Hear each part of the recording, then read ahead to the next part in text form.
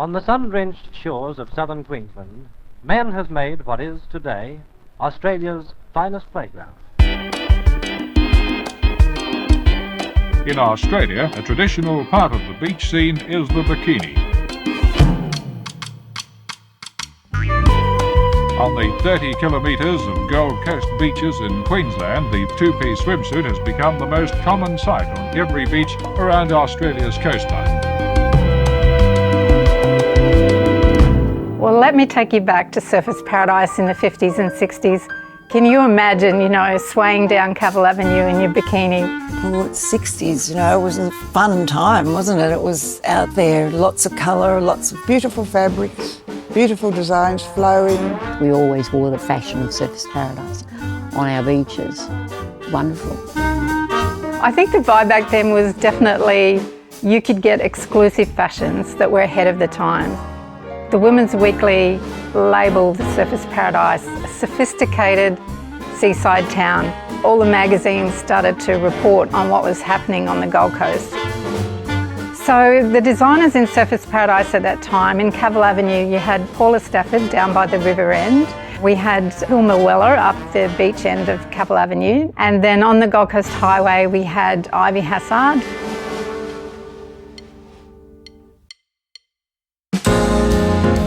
Ivy really loved the Gold Coast, in particular Surfers Paradise.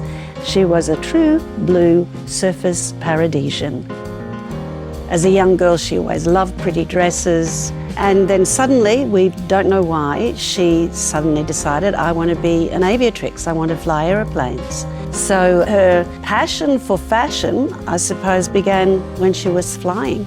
She wanted to redesign what lady pilots were wearing. Fabric was very important to her, so she imported a lot of her fabrics from Switzerland, and she only used the very top quality fabric. She loved pure cottons, and in particular with our climate, because they breathe, and beautiful colours, rather simple designs, but the fabric was always magnificent. In those days, no one was bringing in these beautiful fabrics from Switzerland, and they were out of this world. So different that it was her uniqueness.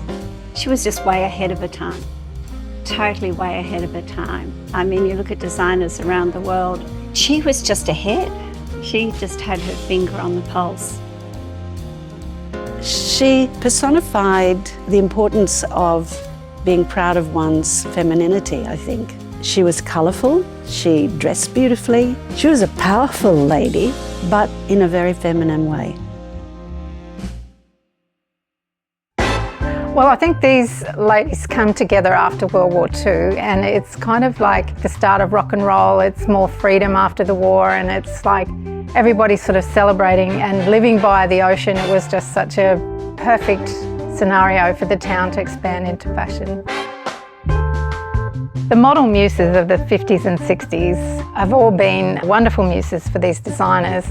Bet Arkenstall has been a wonderful mentor and a fabulous model, she was so sought after back in the 60s. Her beauty came through on the camera. Some of her photographs are still timeless, and I love them. This was taken in front of my house. My house has been well photographed over the years. On the step is Thea Williams. That is so long ago. All I know is Bet did our hair, but we both look pretty gorgeous. I can tell that that's an Ivy Hazzard on Bet. And did you say that's a Mona Crawford? Wow. It's almost like an Egyptian headdress, but that was a bright yellow and black stripes, that one. It's beautiful, and it's exquisitely made. She loved drama and arts. It was extraordinary when you think about it, the fashions today. We were like dressing up for the world. And one person responsible for bikini's success is Mrs. Paula Stafford, who first introduced the costume to the country 20 years ago.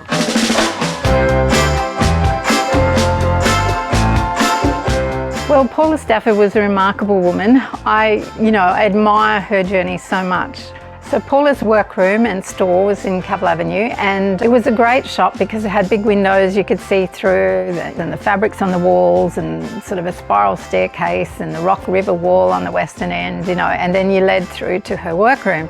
Well, with Paula, who was my mentor really, she employed me as her house model, which really entailed dispatching the bikinis to different parts of the world, and she knew how to promote people and promote her products and promote the Gold Coast, and she did all of it.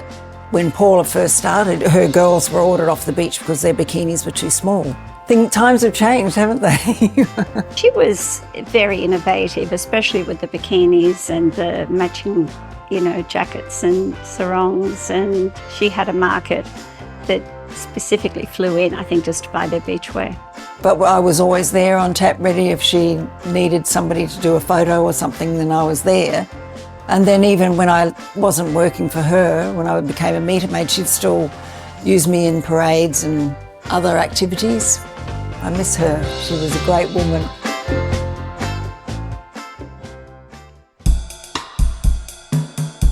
Hilma Weller had a store in Surfers Paradise. It was called Time, and it was in the Sundial Arcade in Cavill Avenue. She had a little workroom, and she'd be there with a tape measure around her neck and a ciggy out of her mouth. You know, lots of fabrics around the wall, and she was the first one to design this backless bikini. They were backless, and being backless, you had to hold your shoulders back. It was only a small piece of material, about 2 inches under your arm. If you look closely, you'll see it in the photographs I've got. So it gave you posture, and you really look good because you had abs in the end from holding your stomach in. Nobody's done what she did to a bikini or an outfit. She had that flair. Well, Hilma Weller was the designer of the meter maid uniform. Oh, the meter maids, they were icons. They were beautiful. Mrs. Weller dressed them. It had like a yoke bikini top with straps that just went around the shoulders. So you had a bare back and just the bikini straps showing there, and bikini bottoms. They were made out of a gold lurex kind of material, which was a nice soft gold, and it had little coins sewn on it, because that's what we were doing, putting coins in the meters so that the tourists wouldn't get booked. They were the most wonderful asset the Gold Coast ever had. Beautiful, sexy, beautiful. Typical Gold Coast.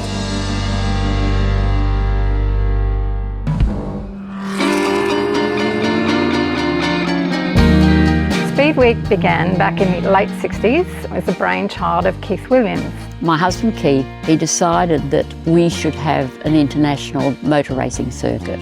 He called it Speed Week, and during that time he thought, well, we should have an occasion where women can dress and we can show off cars. We should combine them and make it into the Concours d'Elegance. Well, the Concours d'Elegance was just fantastic, with cars coming from all over Australia, and also models and designers coming from all over Australia. The designs, they were just out of this world, where the outfits had to match the car. My mother, I adore her, but she was extremely persuasive. So I did end up doing modelling for her twice in the Concours d'Elegance. But the professional models like Kathy Ford and Debbie Miller, they took out many sports awards for her in different years.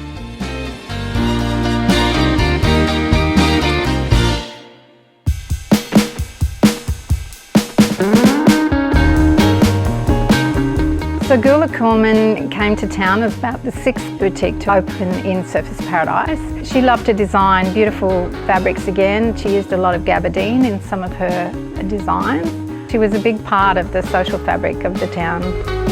Gula had an extraordinary gift with fashion. She had a boutique that was like a treasure trove. I actually modelled a lot for Gula. I did a lot of her big shows that she was involved with, Israeli designers and people like that. Riviera Casuals, I think, was the first concours I ever did for her. And I was still modelling well into the 90s, and we used to laugh because we were all wearing stockings under our swimsuits by that stage. Then we had Peg Kirkwood, corner of Hanlon Street and the Gold Coast Highway, with the Claudette Salon. Peg Kirkwood was very elegant. She said to me, I don't want to see you photographed in the paper in a bikini. She used me a lot with her elegant designs. Paula and Ivy and Gula and Peg, they all did a lot of work for charity and they all taught me how to do it.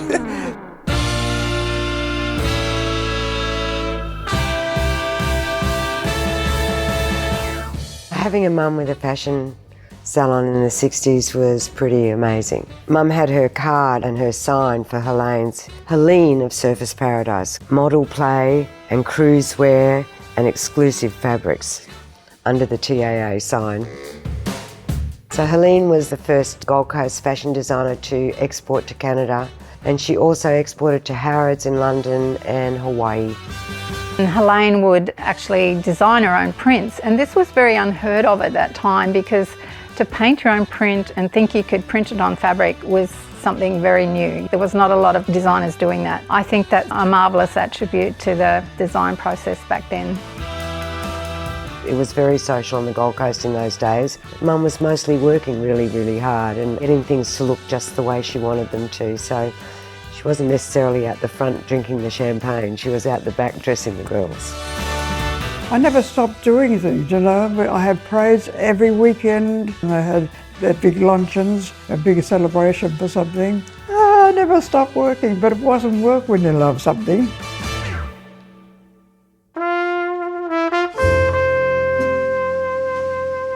In that 1K radius, these designers manufactured, sourced, designed and exported to the world. So I think that's amazing. They are pioneers of our industry, and everyone wanted to be a part of the town and wear these designs to have something exclusive from Surface Paradise. This was like our Paris, France. This was it, you know, the design capital of Australia was really here.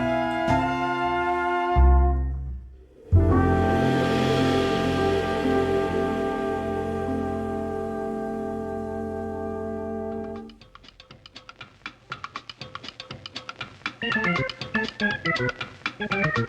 you.